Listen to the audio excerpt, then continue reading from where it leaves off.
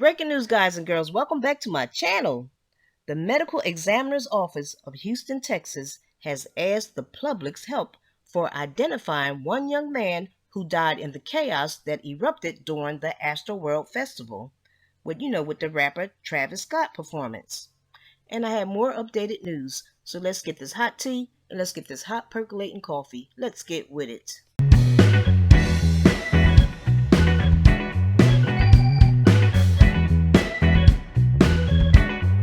People have made a memorial of flowers outside of the concert area in Houston, Texas, in memory of the 8 dead and hundreds that were injured. Now there is a criminal investigation of what occurred. 50,000 people attended that Travis Scott concert. The criminal investigation will be looking into how long did it take to stop the concert and how effective was the security. Answer. And among those questions, how long did it take to stop the concert and how effective was security? Authorities saying more than 1,200 police officers and private guards were working the concert, and Houston's police chief also addressing one disturbing possibility, that individuals were injecting strangers with drugs. The criminal investigation is looking into many unanswered questions. And unanswered questions about how so many people were killed and critically injured, including children. So far, 2 victims have been identified. The youngest victim, just 14 years old. Overnight, one victim identified as Brianna Rodriguez, a 16-year-old high school junior, and 21-year-old Franco Patino, an engineering student at the University of Dayton. And here are several people that were at the concert and witnessed the events. I could feel myself like if I was drowning underwater, like I was gasping for air and I couldn't get it, and I was screaming like I've never screamed before, and nobody could hear me. But I just laid on her to make sure nobody stepped on her head or her face. The crowd would shift one way and then shift the other way, and then at some points, you'd be like your shoulders were so like tight that like sometimes your feet would be off the ground and you're just like moving. It was terrifying when I'm trying to walk out and I knew a drop was coming and I could hear that it was about to happen, and I knew I was about to get sucked right back into another pit and get crushed all over. I just came over and said, there's dead bodies in the pit, and y'all need to go and do something about them. I really didn't think I was going to see him if I wouldn't, and then I fainted.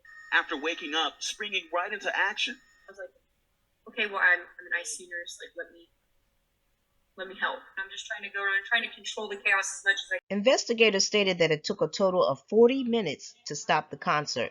With 50,000 people, they are stating that 40 minutes is an okay time, but to me 40 minutes is a long time, and they are also saying if you try to stop a concert too swiftly, it will also cause a pandemic. Anyways, Travis Scott took to his Instagram to apologize. I just want to send out prayers to the ones that was lost last night. My fans really mean the world to me, and I always just really want to leave them with a positive experience. I could just never imagine the severity of the situation. Concert, 19-year-old Kaya Reedus and former Marine Lucas Nakarati. Good morning to you both. Thanks for joining us. Hey, good morning. Kaya, let me begin with you. I know you were there with a friend. When did you first sense that something was going terribly wrong? About 20 minutes before he came out. And what were you seeing in the crowd? I looked behind me and there was no opening to get out. It was like there was just people on top of people, and it was just too much. And Lucas, I know that you tried to help people along the way. You're a strong guy, clearly, but it took you crushed into the crowd as well. Right, yeah, I was definitely crushed, and it was just so intense to where you couldn't even scratch your face, no matter how hard you tried. Whatever position you were stuck in, regardless of what you did. And Lucas, I know you shared video with us, and you could see how tightly packed the crowd was. How close were you to the front, and how much were people crowded in together? I would say I was about at least 100 feet from the front. So I was towards the middle, near where the camera people were at, and we were just packed beyond belief. So even at that point, I guess that was one of the more intense parts of the crowd, since it was towards the middle. And you were a former everyone just trying to Marine? rush into there. Right. Lucas, you're a former ma'am. Marine. I know that you stopped to help people, give them CPR at one point. How difficult and dangerous was this situation? The first person that I gave CPR to, it was just this girl was just screaming for her life, and I looked over to her, I grabbed her towards the end, towards the back of the crowd, and when I found a spot where I could lay her down and start doing it, she just wasn't responding. I checked her pulse, I checked everything, started giving her CPR. After about a minute and a half, she came back, and another girl saw her, started taking over. I looked over to my right to look for security guard. There was a guy just getting completely stomped on. I just put my shoulder down and just rushed into the crowd and I think I just trucked like two people. I took out the second guy. The second guy was pretty much dead. As I got him, I tried for like a minute and a half. People started walking all over me. People started walking all over him. So I did CPR for as long as I could until I felt like my life was now at risk. And I just went to go look for security guard or medic, but that guy didn't respond at all. I'm pretty sure he was just dead already. Lucas, that is so traumatic, and you're describing such heroic behavior. Kaya, I know somebody came out, a stranger helped you get out once you fell to the ground, right? Yes, he did. He came out of nowhere and he just picked me up, but I'm thankful that he did.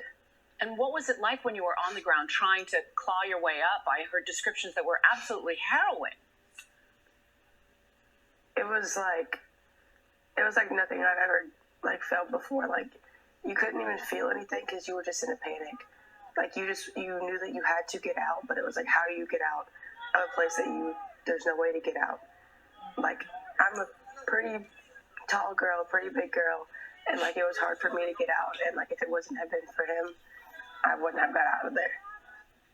Well, Lucas, Kaya, thank you both so much for joining us. I know there's a lot of trauma to be healed. We hope you're both well, and take care. Yes, ma'am. Thank you. Thank you both. Now, as far as the unidentified victim, they said the identified victim is believed to be in his early 20s, according to the medical examiner's office statement, and he has short black or dark brown wavy hair, a slight mustache, and a goatee. And I'm not sure if this is, they also have a man that's 6'2", nearly 500 pounds, who perished. He died at the Memorial Hermann Hospital in Texas Medical Center, where he was brought in after Friday night's mayhem. So I'm not sure if that's one and the same person.